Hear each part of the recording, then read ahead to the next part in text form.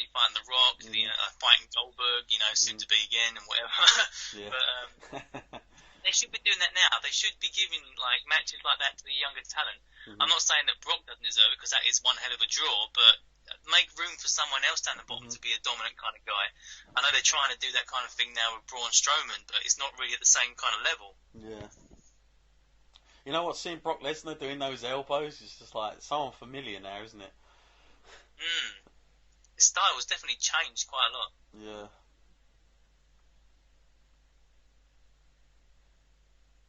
Now, it's interesting because Brock, for a lot of times, was working dark matches, and of course he spent a lot of time in OVW, and of course it was Paul Heyman who, in real life as well, pulled Brock to one side and said, take it easy, work a big man style, don't do too much, and kind of like, sort of was just, looking at him as a piece of clay almost, and sort of tweaking the ways he would go. But I know one of the first things that ever got him over backstage, Matt, is when Vince McMahon said, are you ready for this? And I think Brock turned around and said, I just want to entertain. And apparently that got Brock on side with Vince. But like I said, Matt, I mean, I know we can look back at Brock and say, why Brock? But why do you think that Vince was so sort of like drawn to Brock Lesnar so early on? Because even in this stage, like even in King of the Ring, he was given quite sort of carte blanche, like how much he was going to get over in the ring at this point. Well, I think when you can just look at Brock, and especially at this time, being so young, it's hard to think of too many people where you can just see so much raw potential. He's a naturally gifted athlete. He was like, you can't train, and no amount of training is going to ever get you the physique that Brock has and the actual pure size and pure strength that he has naturally got. I mean, you can train, you can do weights and everything, but Brock was just born to be this way, and it's a hell of a task to find someone like. I mean, you got people like John Cena again, but that's another kind of like rare find. These things, when you find them, you just got to roll with them. You got to hope that they work out, and if they don't, then that's a bit unfortunate. But when you have someone like Brock, you can't afford to let them slip by.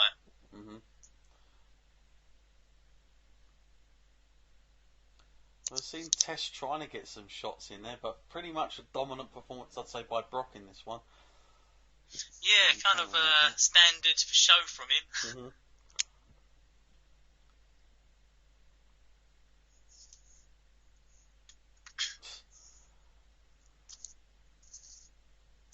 Oh, okay. Test finally got something in.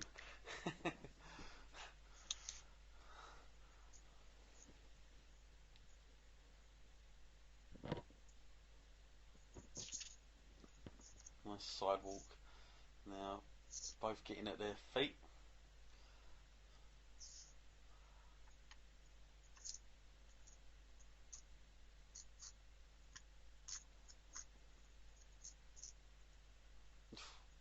Christ, that looked hard.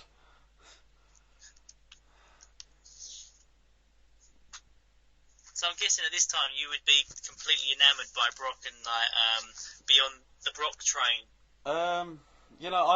I knew that they were going to push this guy, but I thought he was just going to be a typical monster for a while. I didn't think they were going to do what they ended up doing with this guy. I thought he was just going to be sort of like something for maybe the mid card for a while, I certainly didn't see the elevation as fast as it happened. I'll say that much. And at this King of the Ring, even though I was an RVD fan, even my brain told me that I thought RVD was going to win this. So that's how this sort of was for me. Even though Brock was without a doubt very, very impressive, I just thought WWE at this point never really did elevated guys that quick. I mean, we'd seen guys like Kurt Angle, but that was like over a space of a year, and that was fast. But this was another thing altogether. And poor old Test, on the other hand, I didn't have any hope for him in this. Nah, he was languishing in the mid card, and he was another one of those guys that you thought like might have made it at one point, and he was getting a lot of opportunities and involved in quite a lot of storylines, but it just something never really clicked in that. I tell you what, these two guys, they're pretty big guys, and they're like working pretty decent pace here. And that must have been a feat at the time. I'm assuming that was his Test's big move there, wasn't it? The big boot. I remember for quite a long time he had that as his kind of move.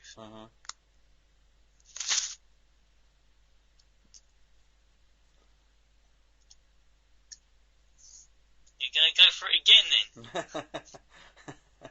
It's like the Shawn Michaels in the corner, eh?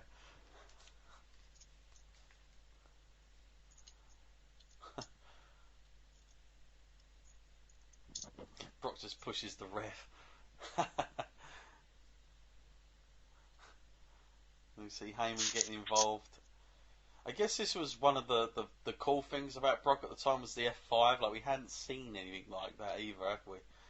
As a finisher. No, I was about to say that's such a cool move, and it still is a cool move. Yeah. And it's one of those ones where, just another one of those examples of how gifted a talent he is and how strong he is. He can do that on absolutely anybody. Yep. Yeah, as we've seen. Well, there you go, people. The F5, the win, which puts Brock Lesnar in the finals against Rob Van Dam. Of course, a lot of help there from his agent, Paul Heyman, but nonetheless, he got him through. And of course, you just look at who Brock went through. He went through Bubba Ray and then Booker T. That's what I'm talking about. That was some of his first matches on Raw TV there.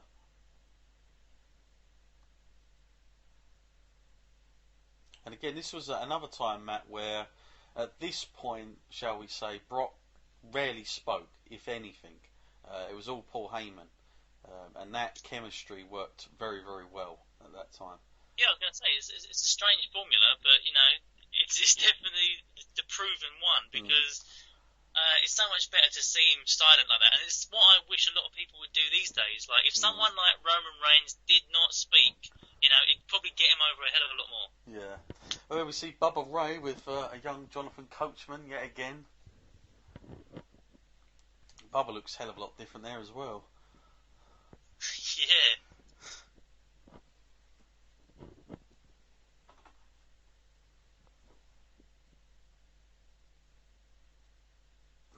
And he's just giving his thoughts about what he thought in the match, talking about the next big thing. Of course, that was the slogan for a long time, wasn't it? The next big thing. Yeah, I mean, it was a good one as well, because it turned out to be pretty accurate. Yeah, it rarely happens when somebody says something like that. Oh, I forgot this guy.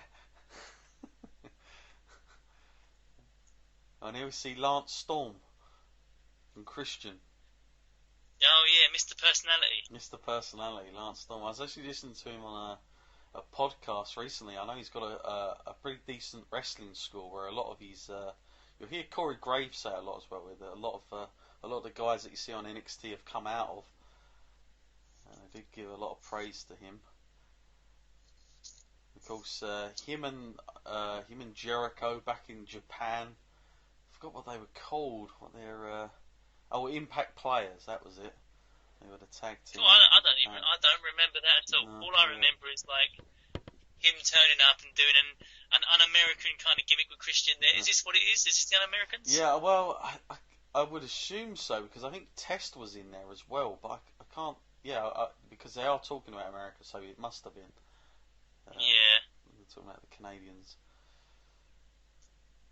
But yeah, Lance Storm. I mean, obviously he had a background of ECW and WCW, but it just never really panned out for him in WWE, which is unfortunate. He had a tag team run, which was pretty decent, but he was one of those guys that I felt was.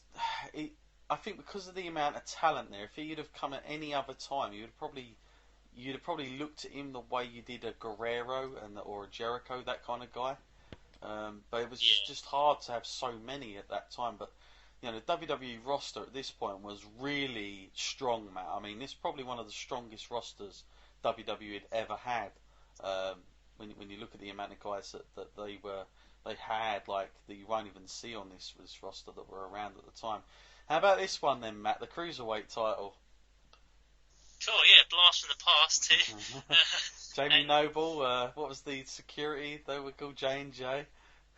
Oh yeah, yeah. Now we're going to see it right where from the start, and they're kind of relevant now these days, I guess, as well. What with the resurgence? Yeah, and the Hurricane, of course. And the Hurricane gimmick got over quite strong, but it did wear out after a while, after some time. But back here, it was pretty strong. I'll give it that. And of course, the light heavyweight title had gone by this time, and WWE decided to incorporate the WCW tail end of things, as they calling it the Cruiserweight title. So we're getting a little story now of the Hurricane. So Al Snow, Funaki there. Definitely another guy that was destined for the lower kind of end of the card. With that kind of gimmick, you're never going to get anywhere. It's kind of going back to the early 90s again. Yeah. You can almost see Hurricane Helms being in with the whole broken Mac, couldn't you now? Probably fitting quite well with that in TNA. If you've been keeping up with that, it's been all sorts of crazy stuff. And the return of the Hurricane. I have seen.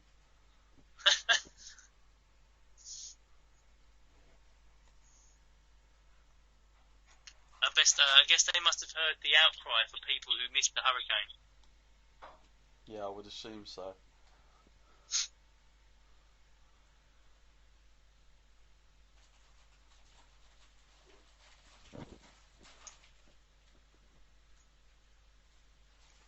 This Jamie Noble character, this was actually quite a good idea, and I think they actually liked it because this kind of seems to be a lot similar to what we've seen with Heath Slater now, isn't it?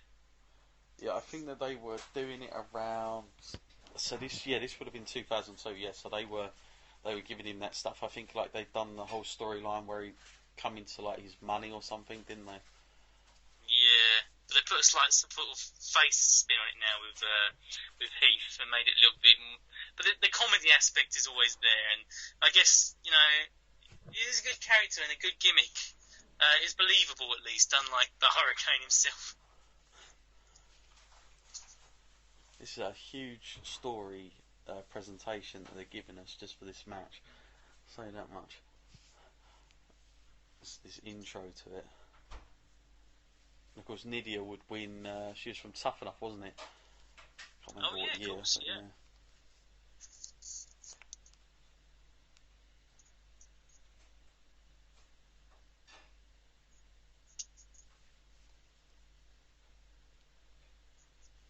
Okay, so the Hurricane. So what else of that?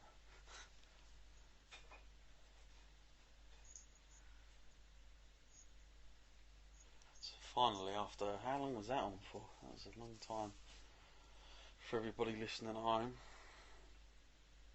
Yeah, I guess they definitely wanted to keep people up to date with that story, as important as it was.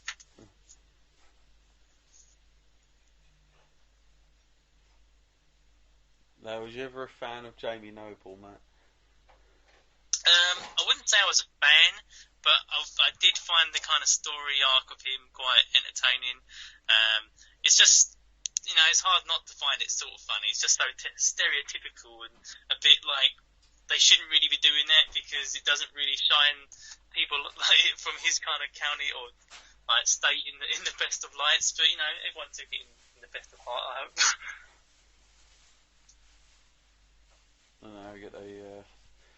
I was never a fan of this music when they changed it to this. I'll give you that. Is this the superhero kind of music? Yeah. That's when they changed it slightly. Because he had an original music when he was in the Alliance, and then they sort of tweaked it once he came onto the main roster of things and split up the brands. He was always a great talent, though, Gregory Helms, wasn't it? And I'm surprised WWE let him go in the end because he was quite adaptable and quite versatile to what they could have done with him. Yeah, he had a couple of runs in WWE. Like he did stick around for a long time.